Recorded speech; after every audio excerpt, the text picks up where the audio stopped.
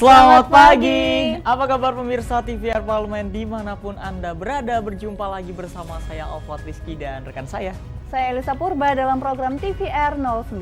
Tepat pukul 9 waktu Indonesia Barat kami hadirkan kepada Anda sejumlah informasi hangat dan menarik yang telah disajikan oleh redaksi TVR Parlemen. Dan pemirsa, inilah TVR 09 selengkapnya.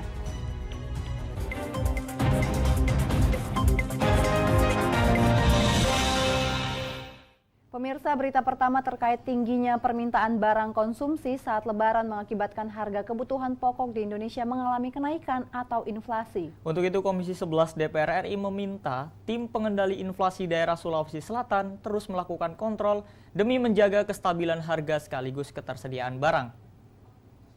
Dilonggarkannya aktivitas masyarakat jelang Hari Raya Idul Fitri harus diantisipasi oleh kebutuhan konsumsi di daerah. Dalam kunjungan kerja reses Komisi 11 DPR RI di Sulawesi Selatan, anggota Komisi 11 DPR RI Kamrus Samad mengatakan, tim pengendali inflasi daerah harus melakukan koordinasi secara intensif dalam memonitor kestabilan ekonomi menjelang Hari Raya Idul Fitri. Ketersediaan bahan pokok dan kestabilan harga. Kestabilan harga ini penting supaya tidak menimbulkan tadi faktor inflasi atau gejolak ketidakmampuan masyarakat. Untuk memastikan kestabilan harga, maka stoknya harus dikontrol secara ketat. 9 bahan pokok termasuk terakhir daging dan ketersediaan daging dan juga ayam dalam menyambut Idul Fitri ini. Anggota Komisi 11 DPR RI, Muhyiddin Muhammad Said, menambahkan, langkah pemerintah dalam meningkatkan daya beli masyarakat melalui program bantuan langsung tunai atau BLT juga harus dilakukan secara terukur. Jadi koordinasi harus melihat secara kemampuan masyarakat, mulai bantuan sosial juga harus dilakukan koordinasi karena ini kan untuk meningkatkan daya beli masyarakat, ya apalagi menjelang Lebaran ini. Nah kemudian minyak, kita lihat di seluruh Indonesia sekarang ini, harga minyak itu sudah mulai mungkin sekarang ini dikatakan itu belum naik, tetapi kesediaannya kan masih relatif terbatas. Berdasarkan data dari BPS, tingkat inflasi di Sulawesi Selatan pada bulan Maret 2022 sebesar 1,07%. Dari Sulawesi Selatan, Sigit Rilo, TVR Parlemen melaporkan. Pemirsa, berita selanjutnya dari Komisi 9 DPR RI yang meminta Balai Besar Pengawasan Obat dan Makanan Pekanbaru untuk meningkatkan pengawasan terhadap peredaran dan distribusi bahan makanan serta obat-obatan, mengingat wilayah Riau yang berbatasan dengan Malaysia dan Singapura. Saat bulan Ramadan dan menjelang Idul Fitri, permintaan masyarakat terhadap produk makanan dan minuman meningkat. Untuk itu, Komisi 9 DPR RI meminta Balai Besar Pengawasan Obat dan Makanan Pekanbaru meningkatkan pengawasan terhadap peredaran dan distribusi bahan makanan serta obat-obatan di wilayah Riau. Dalam rangkaian kunjungan kerja ke Provinsi Riau, Wakil Ketua Komisi 9 DPR RI Ansori Siregar mengingatkan, BB POM Pekanbaru lebih serius dan mewaspadai peredaran bahan makanan dan obat-obatan ilegal di Pekanbaru, mengingat letak geografis Riau yang berbatasan dengan Malaysia dan Singapura. Juga peredaran apalagi sekarang bulan puasa, bagaimana agar Badan POM juga menguatkan pengawasan di pasar-pasar, di jalan-jalan, mengenai mungkin takjil maupun juga obat-obat dan makanan yang beredar di tengah masyarakat.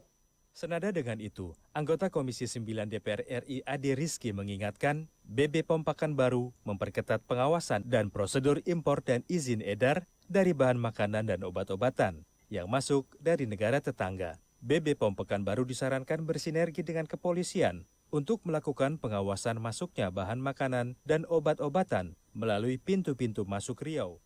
Mengajak atau mengkampanyekan terhadap masyarakat untuk dapat lebih cerdas, lebih peduli sebelum mengkonsumsi sesuatu, baik itu makanan dan pangan maupun obat-obatan.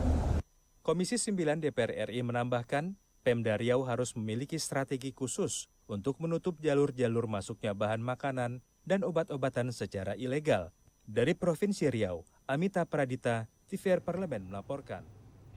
Pemirsa, Dharma Wanita Persatuan Sekretariat Jenderal DPR RI menyalurkan santunan kepada anak yatim.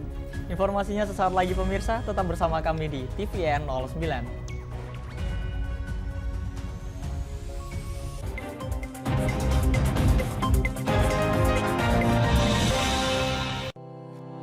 tugas dan fungsi DPR RI sangat penting bagi negeri ini sebagai pengemban amanat rakyat. Namun tidak banyak yang tahu apa saja fungsi dan tugas dari DPR. DPR mempunyai 3 fungsi pokok, yaitu legislasi, anggaran, dan pengawasan. Ketiga fungsi tersebut harus dilaksanakan dalam kerangka fungsi representasi yang mengedepankan kepentingan rakyat berdasarkan aspirasi masyarakat dan untuk kesejahteraan rakyat. Dari fungsi legislasi, DPR RI mempunyai tugas dan wewenang untuk menyusun dan menetapkan program legislasi nasional bersama dengan pemerintah, menyusun dan membahas rancangan undang-undang, menerima rancangan undang-undang dari DPD, membahas rancangan undang-undang yang diusulkan oleh Presiden ataupun DPD, menetapkan undang-undang bersama dengan Presiden, menyetujui atau tidak menyetujui peraturan pemerintah pengganti undang-undang yang diajukan Presiden untuk ditetapkan menjadi undang-undang. Sementara, fungsi anggaran membahas dan memberikan persetujuan atau tidak memberikan persetujuan terhadap rancangan undang-undang tentang APBN yang diajukan Presiden, memperhatikan pertimbangan DPD atas rancangan undang-undang tentang APBN dan rancangan undang-undang terkait pajak, pendidikan, dan agama, menindaklanjuti hasil pemeriksaan atas pengelolaan dan tanggung jawab keuangan negara yang disampaikan oleh BPK, memberikan persetujuan terhadap pemindahtanganan aset negara maupun terhadap perjanjian yang berdampak luas bagi kehidupan rakyat yang terkait dengan beban keuangan negara. Dan fungsi pengawasan, melakukan pengawasan terhadap pelaksanaan undang-undang, APBN, dan kebijakan pemerintah, membahas dan menindaklanjuti hasil pengawasan yang disampaikan oleh DPD terkait pelaksanaan undang-undang mengenai otonomi daerah, pembentukan, pemekaran, dan penggabungan daerah, pengelolaan sumber daya alam dan sumber daya ekonomi lainnya, pelaksanaan APBN, pajak, pendidikan, dan agama. Terima kasih. Video ini dipersembahkan oleh TV dan Radio Parlemen, Biro Pemerintahan Parlemen, Sekretariat Jenderal, dan Badan Keahlian DPR RI.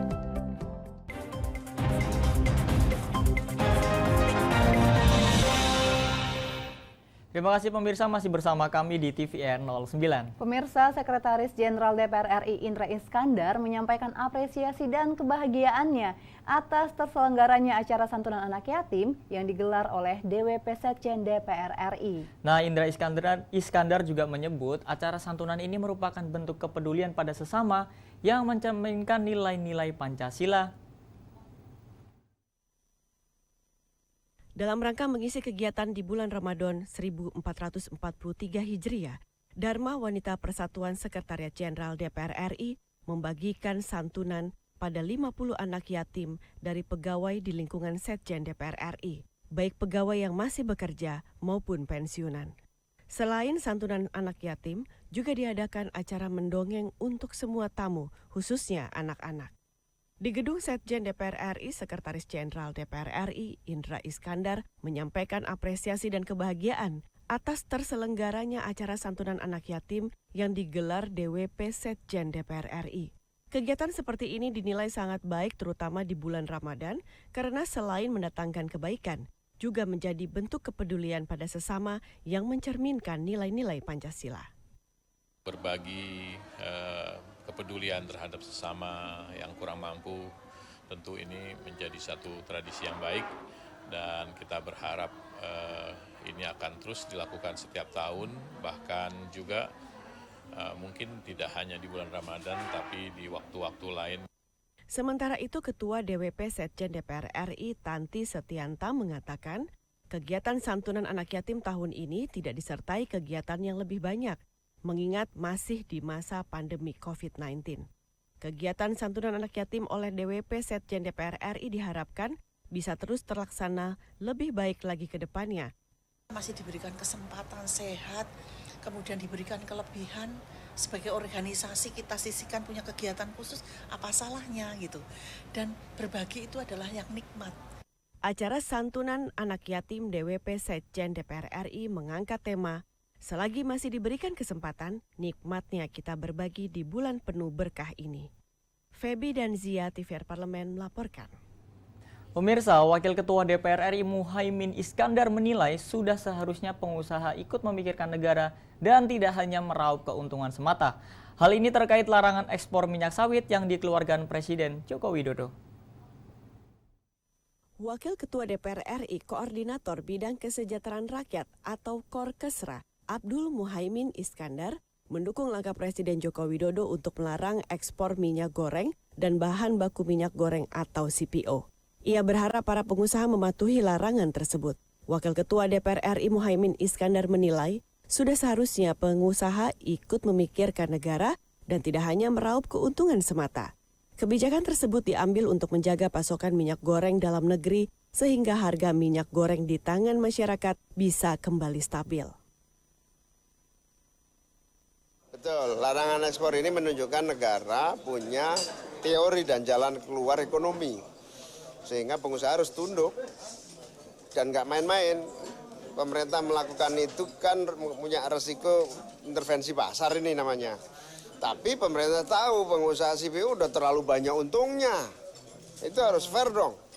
Pengusaha udah terlalu banyak tanah yang dipakai jadi apa? Jadi sawit, untungnya sudah berlipat-lipat. Masa mikirin negara aja nggak mau? Nah, kita nggak bisa. Gus Muhaimin yakin di balik kebijakan larangan ekspor CPO ini, pemerintah memiliki rencana dan strategi yang matang untuk menjaga ketersediaan minyak goreng serta bahan pokok lain bagi masyarakat. Kedepannya, apabila prioritas kebutuhan minyak sawit mentah dan minyak goreng dalam negeri sudah terpenuhi, maka ekspor CPO bisa dipertimbangkan untuk dibuka kembali dalam pengawasan yang ketat. Raihan dan Akbar, TVR Parlemen melaporkan. Pemirsa, Ketua Panja Penyelamatan Garuda Indonesia Martin Manurung meminta kedisiplinan Garuda Indonesia dalam melaksanakan bisnis plan yang telah disetujui DPR RI. Panitia Kerja Penyelamatan Garuda Indonesia, Komisi 6 DPR RI, menyetujui 9 butir rekomendasi penyelamatan Garuda Indonesia. Di antaranya adalah suntikan dana 7,5 triliun rupiah melalui skema penyertaan modal negara. Ketua Panja Martin Manurung menjelaskan, Garuda Indonesia harus segera menyerahkan proposal perdamaian dalam proses penundaan kewajiban pembayaran utang atau PKPU. Martin juga meminta kedisiplinan Garuda Indonesia dalam melaksanakan bisnis plan yang telah disetujui, baik itu saat proses restrukturisasi maupun pasca proses restrukturisasi. Hal ini dimaksudkan agar PNM yang diberikan dapat digunakan dengan baik dan efektif. Panja Penyelamatan Garuda Indonesia sudah menyampaikan laporan akhirnya kepada Komisi 6 DPR RI dan Komisi 6 kemudian menyampaikan rekomendasi kepada Menteri BUMN. Nah, kita berharap agar proses PKPU ini bisa berhasil dan tentunya juga Garuda bisa kembali mengudara dengan lebih baik. Nah, tentunya ini juga semua tergantung dari disiplin ya Garuda Indonesia untuk menjalankan skema restrukturisasi dan juga bisnis plan yang sudah disetujui oleh DPR RI. Martin Manurung menambahkan keterlibatan pemerintah sebagai pemegang saham menambah optimisme problem keuangan Garuda Indonesia dapat segera diselesaikan, mengingat tenggat waktu voting dari PKPU tinggal menghitung minggu. Halim dan Rian, TVR Parlemen melaporkan. Pemirsa, soal kesiapan haji, DPR RI dan pemerintah telah menyepakati besaran biaya dan kuota pada musim haji tahun ini. Informasinya sesaat lagi, tetap di TVR 09.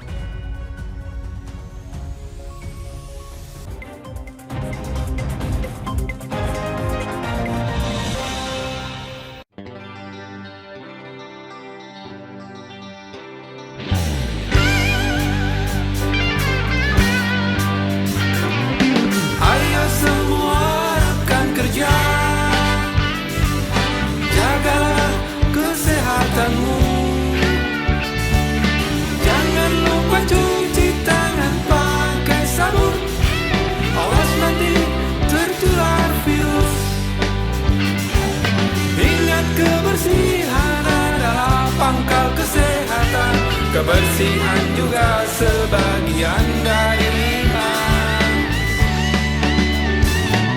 Cuci tanganmu, jaga jarakmu, dan jangan lupa pakai maskermu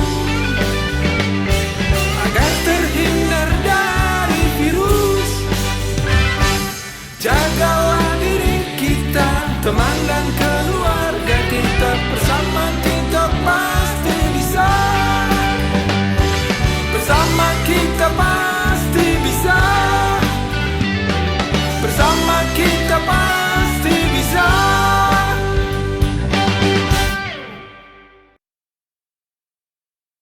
virus corona menjadi perbincangan dunia.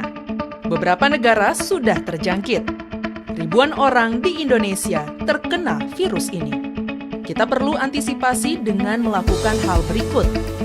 Cuci tangan dengan sabun dan antiseptik. Gunakan masker atau penutup mulut saat bersin dan batuk.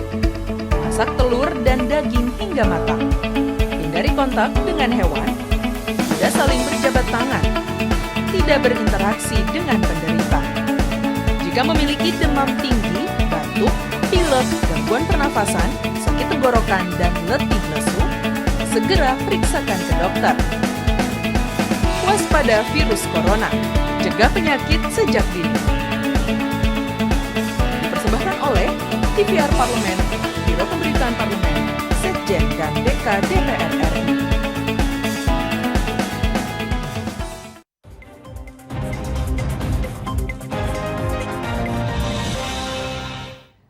Kembali pemirsa di TVR 09. Pemirsa, Otoritas Arab Saudi telah membuka keran ibadah haji tahun ini setelah 2 tahun tertunda karena pandemi COVID-19. Dan untuk itu DPR RI dan pemerintah telah menyepakati jumlah kuota dan besaran biayanya. Nah pemirsa, terkait kenaikan biaya, Ketua Komisi 8 DPR RI Yandri Susanto menjelaskan, dengan adanya kenaikan biaya akan diikuti peningkatan pelayanan bagi jamaah haji Indonesia. Berikut berita lengkapnya, mari kita simak yang telah dirangkum oleh tim redaksi TVR Parlemen berikut ini. Pada Februari lalu, Menteri Agama RI mengajukan usulan BPih per jamaah haji sebesar Rp45.053.368. Sesuai ketentuan perundang-undangan, DPR RI bersama pemerintah diberikan tenggat waktu membahas biaya penyelenggaraan ibadah haji atau BPih selama 30 hari. Pada pertengahan April ini, Komisi 8 DPR RI bersama Menak RI akhirnya menetapkan sebesar Rp81.747.844,4 per jamaah. Terdiri dari BPih yang dibayar langsung jamaah, biaya protokol kesehatan Rp888.618,8 dan biaya yang bersumber dari nilai manfaat keuangan haji sebesar Rp41.053.216,24. Di Gedung Nusantara II DPR RI, Ketua Komisi 8 DPR RI Yandri Susanto menjelaskan, dengan adanya kenaikan biaya akan diikuti peningkatan pelayanan bagi jamaah haji Indonesia, seperti makan menjadi 3 kali sehari, peningkatan pelayanan akomodasi di Arab Saudi, Arafah dan Mina, serta pelayanan lain. Komisi 8 DPR RI juga menekankan kualitas pelayanan dan penyelenggaraan haji tahun ini harus lebih baik dan terus ditingkatkan. Jadi satu jamaah ongkosnya itu Rp81.741.844 yang terdiri dari A. Biaya perjalanan ibadah haji atau biaya yang dibayar langsung oleh jamaah haji rata-rata jamaah sebesar Rp39.886.000. Meliputi biaya penerbangan, sebagian biaya akomodasi di Mekah dan Madinah, biaya hidup atau living cost, dan biaya visa. Saat rapat kerja dengan Komisi 8 DPR RI, Menteri Agama RI Yakut Khalil mengungkapkan kebijakan pemanfaatan hasil pengembangan dana haji untuk menopang sebagian biaya operasional ibadah haji menjadi solusi dalam menekan biaya yang dibayar langsung jamaah haji. Penetapan BPIH bersama Komisi 8 DPR RI akan disampaikan pada Presiden Joko Widodo. Sedangkan dana yang berasal dari BPih, dana optimalisasi, dana efisiensi operasional haji, dan sumber lainnya yang sah, sepenuhnya diperuntukkan bagi jemaah haji sejak di tanah air, di dalam perjalanan, dan selama mereka berada di Arab Saudi.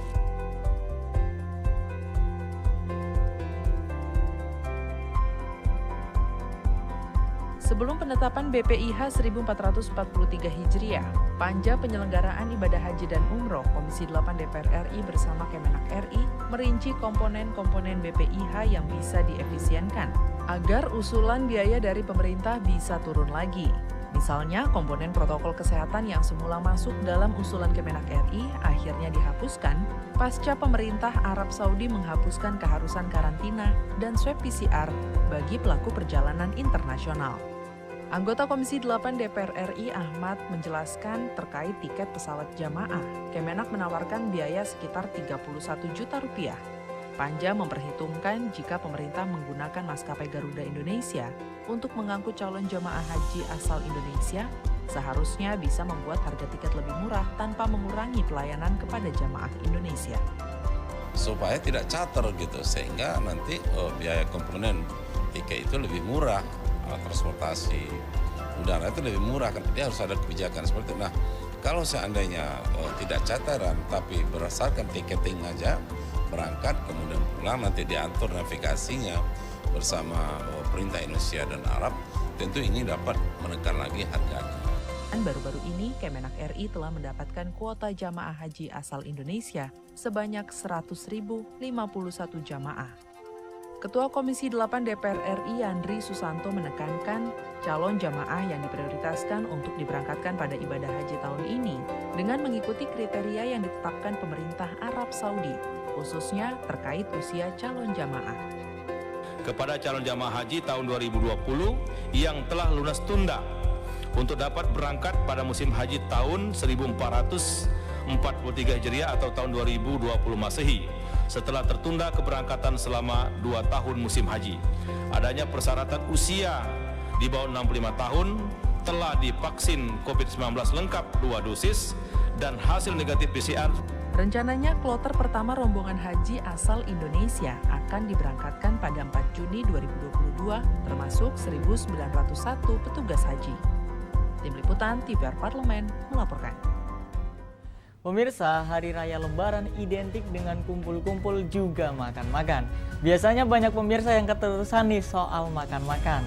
Lantas bagaimana menjaga pola makan yang sehat saat Lebaran? Informasinya sesaat lagi pemirsa, pastikan Anda tetap bersama kami di TVR 09.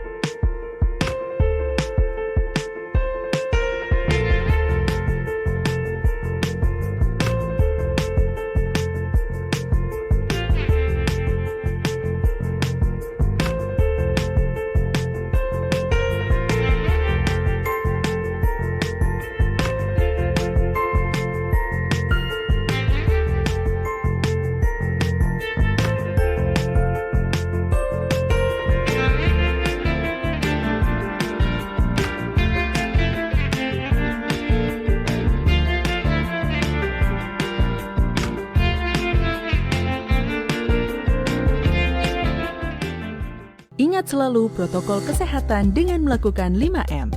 Memakai masker, mencuci tangan pakai sabun, menjaga jarak, menjauhi kerumunan, membatasi mobilisasi dan interaksi.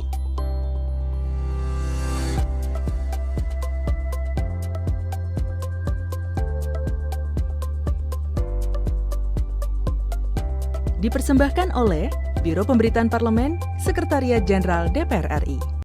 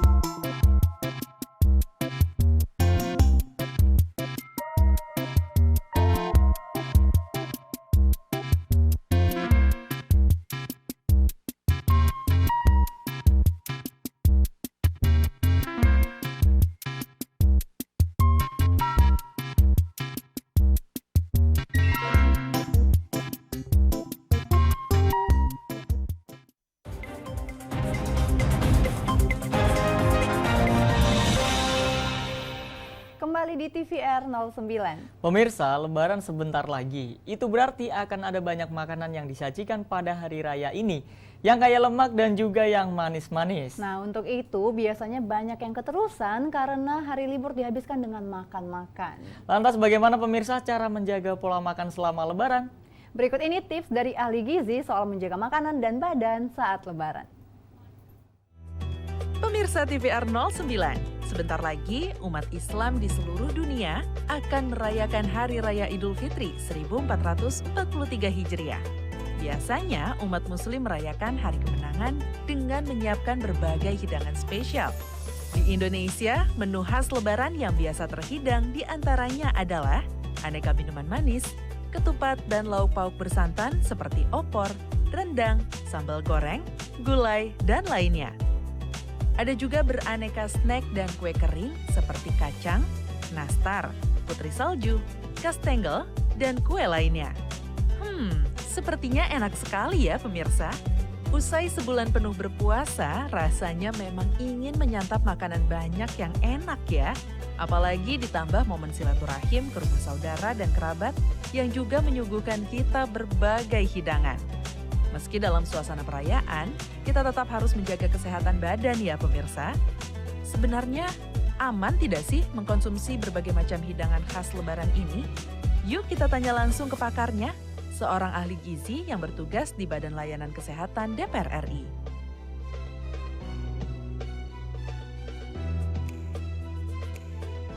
Oke, kalau dari sudut pandang gizi pastinya bahaya ya, karena pasti dikonsumsinya dalam jumlah banyak. Belum lagi nanti biasanya akan ngumpul di rumah keluarga, nanti makan lagi, terus pulang ke rumah nanti makan lagi, opor atau rendangnya itu agak berbahaya sih untuk kesehatan tubuh kita.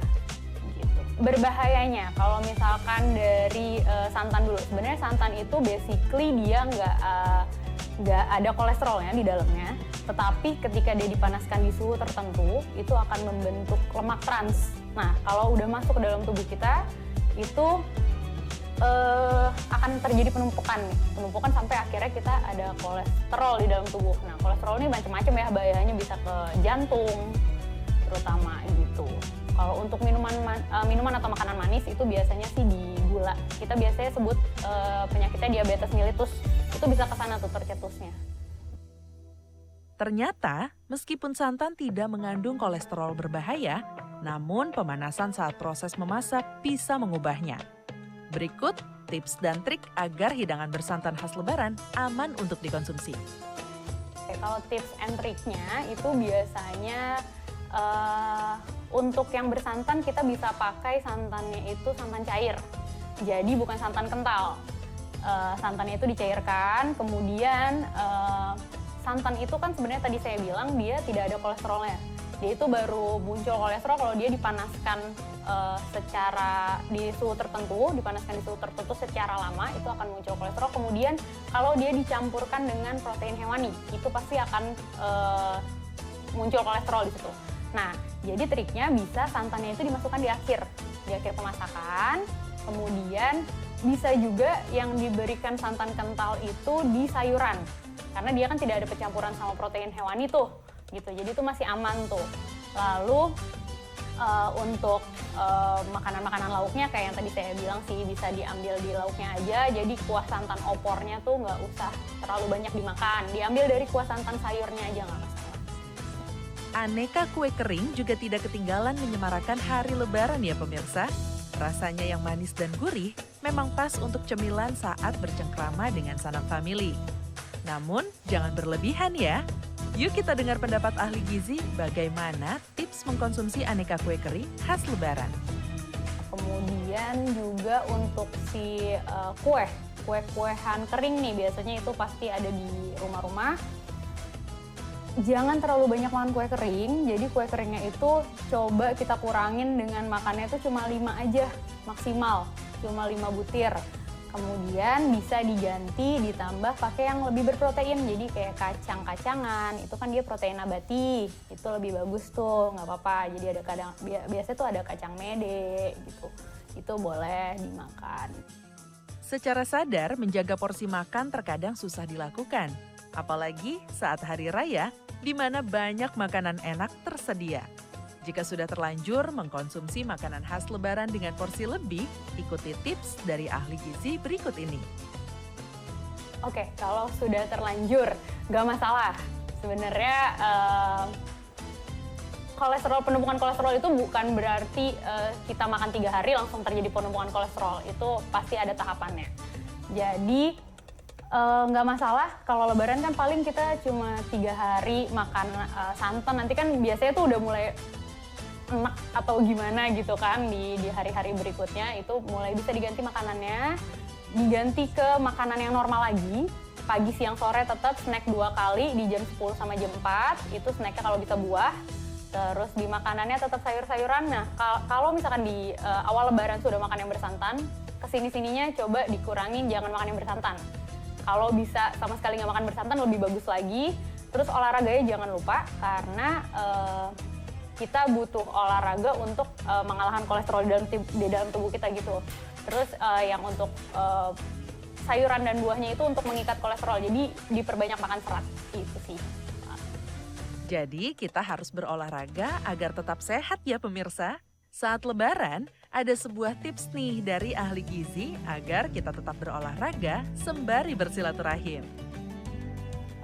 Olahraga jangan lupa, tapi biasanya kalau Lebaran itu sih kita otomatis biasanya udah olahraga ya, karena kan kita jalan ke sana kemari tuh. Nah itu diperbanyak deh, jangan naik motor atau mobil dulu kalau jaraknya masih yang tidak terlalu jauh, jadi bisa tuh kita jalan kaki, lumayan nambah-nambah aktivitas fisik. Terakhir, jangan lupa konsumsi air putih yang banyak ya pemirsa. Minum air putih minimal 2 liter per hari atau 8 gelas per harinya. Wah, banyak sekali ya tips kesehatan yang bisa kita dapat kali ini. Semoga pemirsa bisa merayakan Hari Raya bersama orang terkasih dan tetap fit usai Lebaran. Dan pemirsa, kami infokan kepada Anda bahwa DPR RI saat ini sedang memasuki masa reses, di mana seluruh anggota Dewan kembali ke daerah pemilihan masing-masing, melaksanakan fungsi representasi DPR, menyerap dan menghimpun aspirasi masyarakat, serta menindaklanjuti dan memberikan pertanggungjawaban kepada konstituen di daerah pemilihannya. Namun pemirsa, Anda tetap dapat menyaksikan program khas TVR Parlemen, serta sejumlah agenda dan program DPR RI lainnya. Tentunya yang dapat Anda saksikan secara langsung di TVR Parlemen melalui kanal-kanal utama, kanal komisi-komisi, dan kanal alat kelengkapan Dewan lain yang dapat Anda akses di tvr.dpr.go.id. Dan pemirsa TVR Parlemen, demikian TVR 09 edisi pagi ini. Kami ingatkan untuk tetap waspada pada persebaran virus COVID-19. Dan juga tetap jaga protokol kesehatan, apalagi bagi Anda yang sedang menjalankan ibadah puasa. Kami juga mengucapkan selamat mudik Lebaran bagi Anda yang saat ini sudah berada di kampung halaman atau sedang mempersiapkan mudik Lebaran. Dan segenap kru TVR Parlemen yang bertugas mengucapkan terima kasih telah menyaksikan TVR 09 pagi ini. Saya Alfat Rizky dan rekan saya Elisa Purba, dan sampai bertemu kembali di TVR 09 pada episode berikutnya. TVR Parlemen, referensi Indonesia.